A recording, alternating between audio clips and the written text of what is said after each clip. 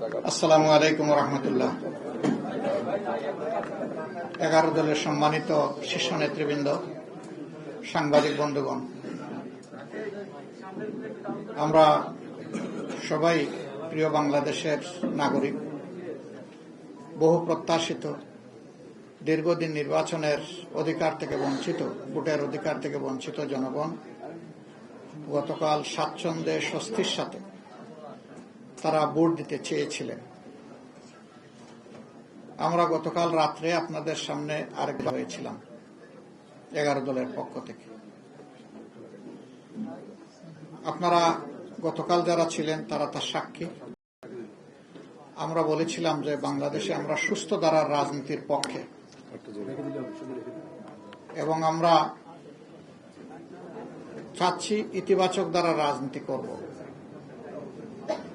আর আমরা এও বলেছিলাম যে বেশ কিছু পর্যবেক্ষণ আছে, আপত্তির জায়গা আছে, সেটাও আগামীকাল আপনাদের সামনে আমরা তুলে ধরব। নির্মাণে নাম্বার 1 শাহ সিমেন্ট। নির্বাচন মানে হার জিতের ব্যাপার থাকবে, স্বাভাবিক। সেই হার জিতটা যদি স্বাভাবিকভাবে হয় তাহলে কারো সেখানে বড় কোনো আপত্তি থাকে না, সবাই সাধারণত মেনে নেয়। কিন্তু যদি সেখানে বড় ধরনের কোনো বৈষম্য অথবা ইরেগুলারিটিস হয়ে থাকে, অনিয়ম হয়ে থাকে, তাহলে স্বাভাবিকভাবেই এটা প্রশ্ন তৈরি করে।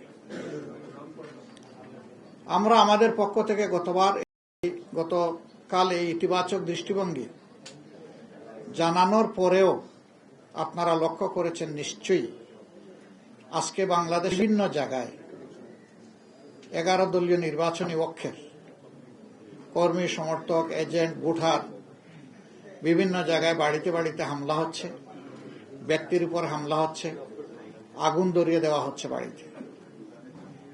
এটা তো ফেসিবাদী তৎপরতা।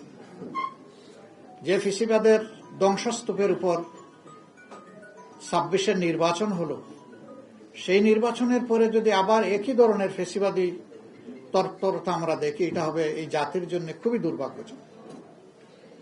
এবং এর সম্পূর্ণ দায় তাদেরকে নিতে হবে যারা এই ধরনের অপকর্মে লিপ্ত হবেন। আমরা চাইলেও যদি তারা ইতিবাচক দ্বারা রাজনীতি না চান, তাহলে আমরা জোর করে ইতিবাচক রাজনীতি করতে পারবো না।